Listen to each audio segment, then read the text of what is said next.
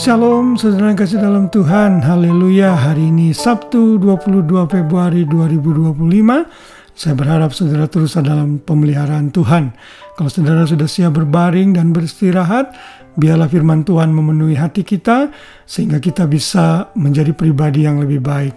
Dan kalau saudara masih melakukan kegiatan-kegiatan yang lain, saudara juga bisa mendengarkan renungan ini untuk kembali mengingatkan kita menjadi pribadi yang penuh hikmat dan kebijaksanaan. Di sepanjang bulan ini kita belajar mengenai hal ini. Kita akan belajar dengan judul hari ini, Hikmat Dunia Tidak Berarti. Saudara, hikmat yang kita miliki sebagai anak-anak Tuhan tentunya berbeda dengan hikmat yang dunia tawarkan. Konsep filosofi dunia berbeda dengan apa yang Alkitab berikan. Lalu bijaksanaan dari Tuhan juga berbeda dengan kebijaksanaan yang roh jahat atau iblis berikan. Karena itulah sepanjang renungan yang saya buat ini mengingatkan kita bahwa hikmat kita itu berasal dari Tuhan saja. Karena itu hikmat dunia tidak berarti. Yesaya 5 ayat 21 yang menjadi ayat hafalan kita pada hari ini berkata, celakalah mereka yang memandang dirinya bijaksana, yang menganggap dirinya pintar.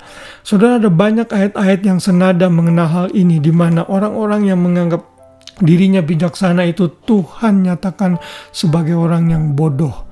Yesaya 19 ayat 11 berkata, para pembesar Zoan adalah orang-orang bodoh belaka. Para penasihat Firaun yang paling bijaksana memberi nasihat yang dungu. Bagaimanakah kamu dapat berkata kepada Firaun, aku ini anak orang-orang bijaksana, anak raja-raja zaman purbakala? Ayat ini menekankan bahwa orang-orang yang menganggap dirinya pandai dan bijak, di hadapan Tuhan mereka bodoh dan bahkan dengan kata yang kasar, dungu, saudara. Yesaya 44 ayat 25 juga berkata, akulah yang meniadakan tanda-tanda peramal pembohong dan mempermain-mainkan tukang-tukang tenung yang membuat orang-orang bijaksana mundur ke belakang dan membalikan pengetahuan mereka menjadi kebodohan. Sekali lagi, hikmat dunia bagi Tuhan dikatakan merupakan kebodohan.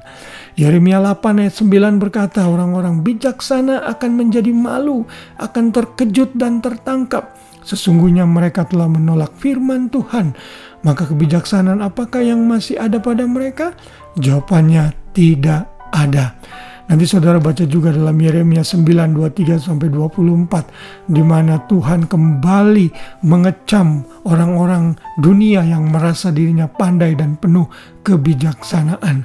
Saudara, inilah kenyataan yang Alkitab nyatakan, bahwa kebijaksanaan dan hikmat yang sejati itu ada di dalam Tuhan saja. Karena itu orang-orang dunia yang tidak memiliki Kristus, mereka mungkin terkesan berjalan dalam hikmat, tetapi di hadapan Tuhan mereka adalah orang-orang yang bodoh.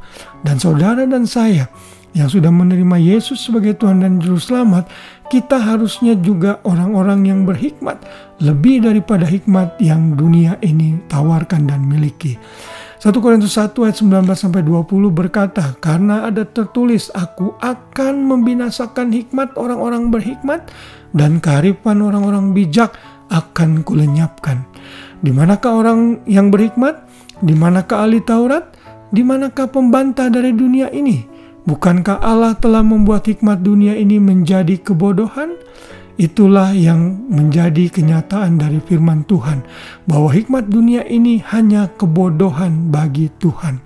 Dan 1 Korintus 3 ayat 19 berkata, karena hikmat dunia ini adalah kebodohan bagi Allah. Sebab ada tertulis, ia yang menangkap orang berhikmat dalam kecerdikannya. Saudara, ayat-ayat ini menggambarkan bahwa apa yang dunia tawarkan, terutama konsep mengenai keselamatan. Mereka menawarkan perbuatan baik, mereka menawarkan amal ibadah, tapi mereka lupa bahwa mereka semua orang-orang yang clueless, tidak punya jalan keluar terbaik untuk lepas dari hukuman kekal. Kecuali mereka membuka hati, percaya dengan hikmat Tuhan yang menyatakan dirinya dalam rupa manusia.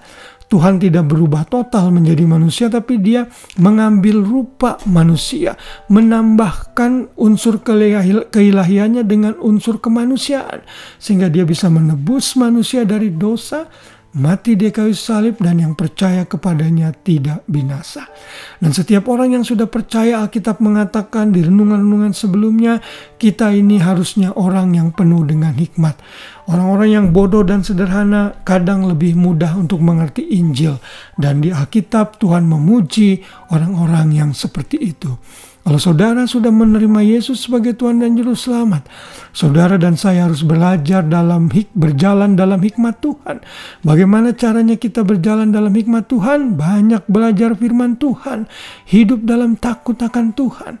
Dan renungan-renungan sebelumnya yang saya sudah berikan menggambarkan agar kita berjalan di dalam damai sejahtera, berjalan di dalam hikmat dan kebijaksanaan yang Tuhan berikan. Sehingga setiap keputusan yang kita ambil, langkah yang kita ambil adalah selalu langkah yang tepat. Karena kita tahu hikmat Tuhanlah yang memimpin kita. Kiranya Tuhan memampukan kita untuk melakukan hal ini. Selamat malam, selamat beristirahat. Biar kasih Tuhan menyertai kita semua. Shalom.